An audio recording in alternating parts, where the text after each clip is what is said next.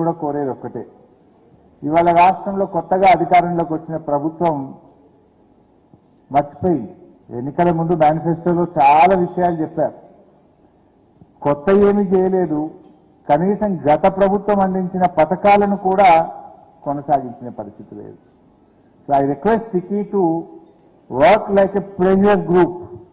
మీరు ప్రభుత్వం మీద ఒత్తిడి తెచ్చే ఒక ప్రెషర్ గ్రూప్గా పనిచేసి సబ్సిడీలు రిలీజ్ అయ్యే విధంగా, పథకాలు అమలయ్యే విధంగా ఈ టిక్కీ కృషి చేయాలని చెప్పి కూడా నేను ఈ సందర్భంగా కోరుతా ఉన్నా. మేము కూడా తప్పకుండా ప్రధాన ప్రతిపక్షంగా అసెంబ్లీలో మీ పక్షాన గలమెత్తుతాం. మీకు తెలుసు ఎన్ని కార్యక్రమాలు జరిగినాయో. ఆనాడు కేసీఆర్ గారు ప్రభుత్వం ఉన్నప్పుడు సీఎం టీ ప్రైడ్ పేరు మీద వేలాది మందికి 100 కోట్ల రూపాయలు సబ్సిడీ రిలీజ్ చేసి ప్రభుత్వం పారిశ్రామికవేత్తలుగా తయారు చేసింది. ఎన్నో గురుకుల విద్యాలయాలు ప్రారంభించింది. మహిళా విద్యార్థులు చదువుకోవాలని దేశంలోనే ఫస్ట్ టైం ఎస్టీ మహిళా రెసిడెన్షియల్ డిగ్రీ కాలేజ్ పెట్టింది కూడా ఆనాటి బీఆర్ఎస్ ప్రభుత్వం. భారతదేశంలో ఎక్కడ లేవు ఎస్టీ మహిళా రెసిడెన్షియల్ డిగ్రీ కాలేజీలు కూడా పెట్టడం జరిగింది. అంతేకాకుండా పోడు భూములు 6 లక్షల ఎకరాలకు పోడు భూములకు పట్టాలిచ్చి 3 ఫేజ్ కరెంట్ ఇచ్చి రైతు బంధు ఇచ్చి వాళ్ళను ఓనర్లుగా చేసింది ఆనాటి బీఆర్ఎస్ ప్రభుత్వం. ఇచ్చిన మాట ప్రకారంగా తెలంగాణ ఏర్పడితే గిరిజనులకు రిజర్వేషన్ పెరుగుతుంది. ఆంధ్రప్రదేశ్లో 6% ఉంటే తెలంగాణ రాష్ట్రం ఏర్పడ్డ తర్వాత విద్యా ఉద్యోగాల్లో 10% రిజర్వేషన్ కూడా ఆనాడు బీఆర్ఎస్ ప్రభుత్వం గిరిజనుల కోసం కల్పించిన విషయం కూడా మీకు తెలుసు. ఇలా ఎంతో మంది డాక్టర్లుగా, ఇంజనీర్లుగా అద్భుతమైనటువంటి ప్రభుత్వ ఉద్యోగాలు పొందుతున్నారంటే 10% రిజర్వేషన్ యొక్క ఫలితాలు ఇవాళ అందించింది కూడా ఆనాటి కేసీఆర్ గారి ప్రభుత్వం. ఇలా చెప్పుకుంటూ పోతే అనేక కార్యక్రమాలు జరిగినాయి. 3,300 గిరిజన తండాలను గ్రామ పంచాయతీలు చేస్తే ఇవాళ గిరిజన బిడ్డలు ఎంతో మంది సర్పంచులుగా 3,300 తండాలకు తమ సొంత గ్రామాలకు వారే సర్పంచులుగా ఈరోజు పనిచేసే అవకాశం కూడా దొరికింది. ఇవాళ తండాలు గ్రామ పంచాయతీలు ఇట్లా 10% రిజర్వేషన్ వచ్చింది. ఎన్నో గురుకులాలు, మహిళా రెసిడెన్షియల్ డిగ్రీ కాలేజీలు వచ్చినాయి. పారిశ్రామికవేత్తలుగా తయారు కావడానికి సబ్సిడీ పథకాలు వచ్చినాయి. ఎస్సీ ఎస్టీ సబ్ ప్లాన్ కూడా బీఆర్ఎస్ ప్రభుత్వం తెచ్చింది.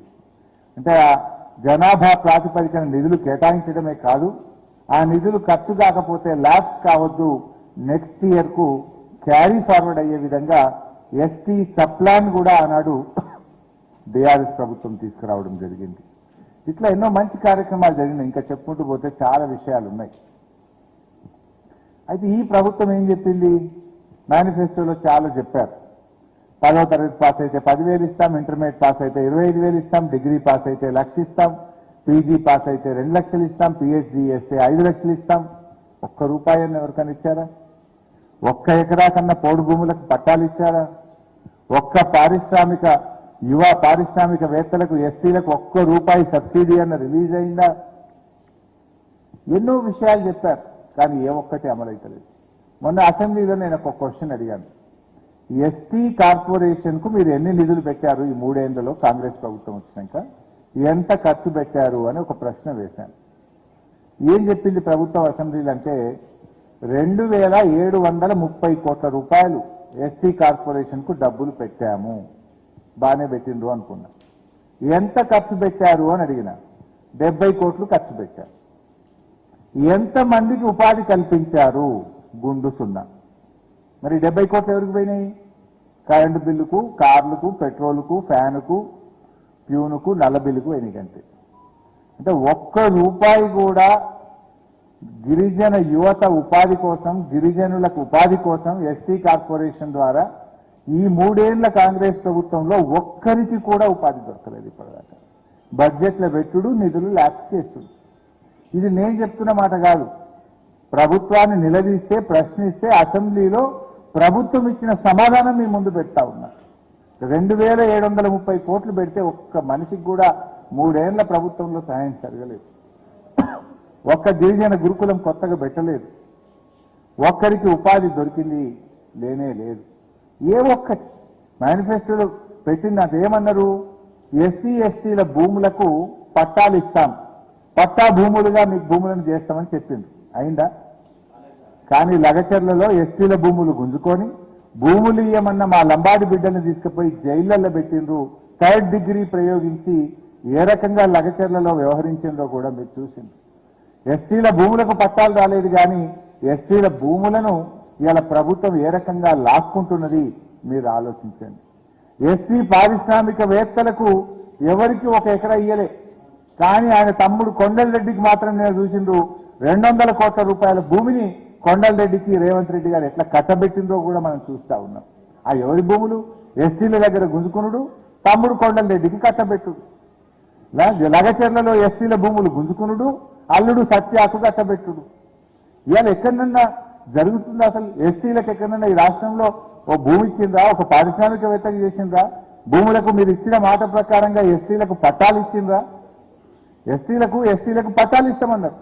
కానీ రేవంత్ రెడ్డి వచ్చిన తర్వాత ఎస్సీ ఎస్టీ బీసీలకు సంబంధించి 1,00,000 ఎకరాల అసైన్డ్ భూములను లాక్కున్నాడు. 1,00,000 ఎకరాలు గుంజుకొని ఇలా ఎస్సీ ఎస్టీ బీసీలను రోడ్డుపాలు చేసినటువంటి పరిస్థితి ఈ రాష్ట్రంలో కనబడతా ఉంది. సో ఇవన్నిటి మీద ఇవాళ మేము ప్రయత్నం చేస్తా ఉన్నాం. నేను మా టిక్కీని కూడా కోరేది ఒక్కటే, you should act like a pressure group. మీరు ఒత్తిడి పెంచాల్సిందే, పెంచకపోతే ఇంకా అన్యాయం జరిగేటువంటి అవకాశం ఉంది. అరే ఎస్సీ ఎస్డిఎఫ్ లో పెట్టిన డబ్బులు సగం కూడా ఖర్చు అవుతలేవు. ఎస్సీ ఎస్డిఎఫ్ లో నిధులు పెడుతున్నారు, కానీ ఖర్చు ఎంత అంటే సగం కూడా అవుతున్నటువంటి పరిస్థితి లేదు. అంటే ఎస్సీ ఎస్టీలు అంటే ఒక పట్టి లేనట్టుగా ఈ ప్రభుత్వం వ్యవహరిస్తూ ఉంది. ఆయన చెప్పింది వేరు, ఇవాళ జరుగుతున్నది ఏందో ఒకటొకటిగా మనకు అర్థమవుతా ఉంది. ఇవాళ 2 లక్షల ఉద్యోగాలు అన్నారు, జాబ్ క్యాలెండర్ అమలైంది లేదు, ఉద్యోగాలు ఇచ్చింది లేదు. ఇవాళ ఏ రకమైనటువంటి పరిస్థితులు ఈ రాష్ట్రంలో ఏర్పడుతున్నాయో కూడా మీరందరూ కూడా గమనిస్తున్నటువంటి పరిస్థితి.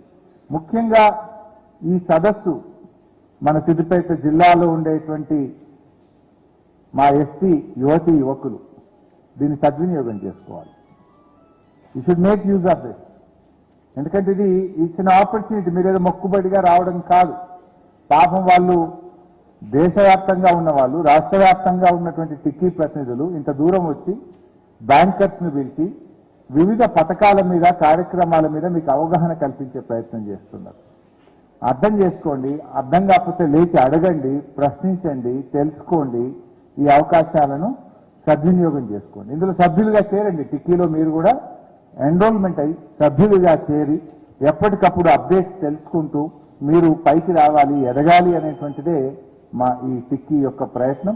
ఈ ప్రయత్నాన్ని సిద్దిపేట చాప్టర్ని ఈరోజు ప్రారంభిస్తూ సిద్దిపేటలో ఈ కార్యక్రమాన్ని ప్రారంభించినందుకు టిక్కీ ప్రతినిధులకు కూడా నా హృదయపూర్వక శుభాకాంక్షలు, అభినందనలు తెలియజేస్తూ మీరు కూడా దీన్ని బాగా ఉపయోగించుకొని బాగా ఎదగాలని చెప్పి కోరుకుంటూ అందరికీ నమస్కారం.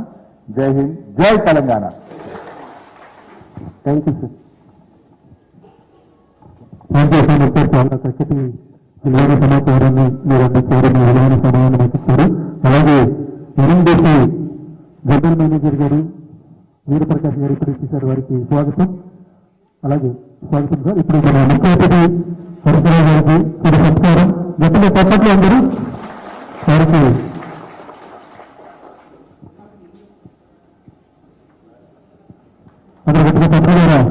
అభినందన